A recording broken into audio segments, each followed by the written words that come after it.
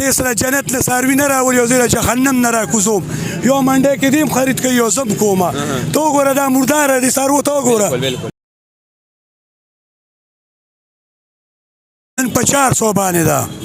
دا خو د خلکو د سترګو مخکې لاله کړله خلکو صحیح کړله کړي 400 روپۍ کیلو به خرڅوم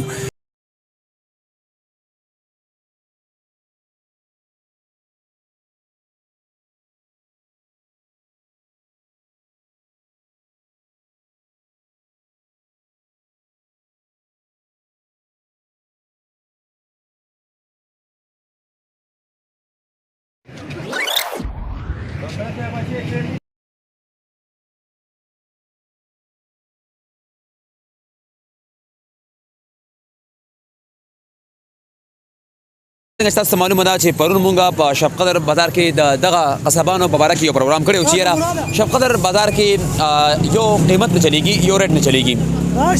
زما په شا باندې به تاسو ګورئ چې دوه میخې زیار راوستي دي او باقاعده په دغه روډ د پاسه باندې هغه علالي کړي دي او هغه وایي چې یاره دغه شب قدر د ولس لپاره دغه قیمت چې مونږ کوم لګولی دی د 400 روپۍ فی کیلو غوښه مونږ ورکوو په دغه باندې بعد خلکو تنقیدونه وکړل چې یاره زیات چې کوم دی مرداره غوښه راوړي او په شب قدر بازار کې خرڅوي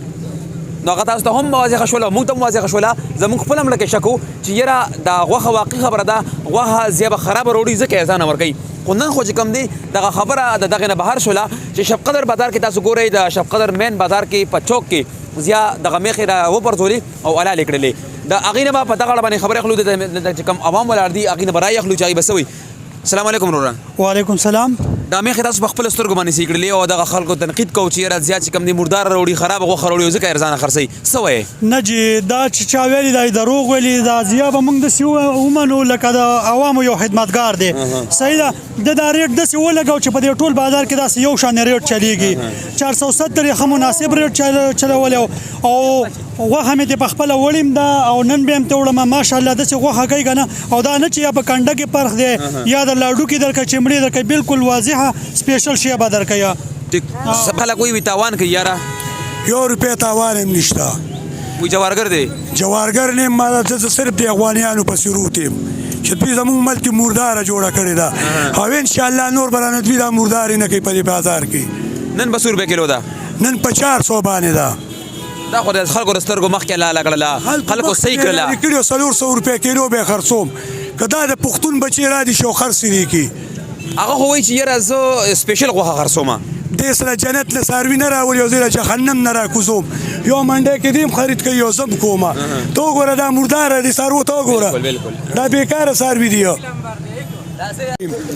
دلته چې اوس کم کسان ما پسې روزي دا د بخشونه مردار روړي هغه ځای نه په 200 روپۍ کیلو روړي او دلته ما ته مقابله کې ناست دي زه به هلې ومنم چې دې داسې څاروي راولي او ما ته یې چوخ کې حلال کړي او داسې په میدان حلال کړي او دې په کم قیمت خرڅ کړي بالکل چانه مالې د بخشونه روړي او مردارې غوښې در باندې خرڅوي ټول یې در باندې مردارې خرڅوي دا یک نمبر دی د عوامو نه تپوس کوي دا بېکاره دي ورواړو کې مشره څنګه ده یاره ډېره ښایسته جوټه ده خلک وایي یاره دوی چې چړ پیچړ څاروي راولي د دې نه غټه جوټه او ښایسته جوټه نشي کېدی بس زمام د دې خبره باندې عمل دی بھائی او دې مطلب دا د ښه کار کړی دی پوه شئ او مطلب دا د انصاف کار کړی دی بھائی جان یاره زه به دې باره کې د ویل په تاثیر شفقته کې زه رکوډ را پیدا شوم او دغه 700 روپۍ به قصه خپله نقنامه لګولې 700 په 650 په تاثیر شفقته کې دغه یو زیار اوچه شو د عوامو نه خدمت په جذبه ډېر خلک دا فلیم لګوي چې زیات جوارګر دي هېڅ قسمه جوارګر نه دی زیات مطلب صرف او صرف د خلکو دا روغ نیت کتل دي چې زه د خلکو سره څه کوم ولا خلک څه کوي نو نن هر سړي په 700 روپۍ نقنامه لګولې په تاثیر شفقته کې دغه یو زیات چې 50 روپۍ غوښه خرڅوي زه دغه ټول عوامو ته چې راشي ستاسو د سترګو د وړاندې حلالي کېږي او په زیات باندې چې غلط شي ثابت کړي زیات دکان ته په خپل لاس تاله وامه ځکه زیات عوامو لپاره رود زه د عوامو ته بیا مې وګورئ ستاسو د سترګو د وړاندې حلالي کېږي راپاسې د زیات دکان ضرور ویزټ وکړئ زیا قصاب چې دا کمې غوښې کوي دا په دې بازار کې څوک نشي کولی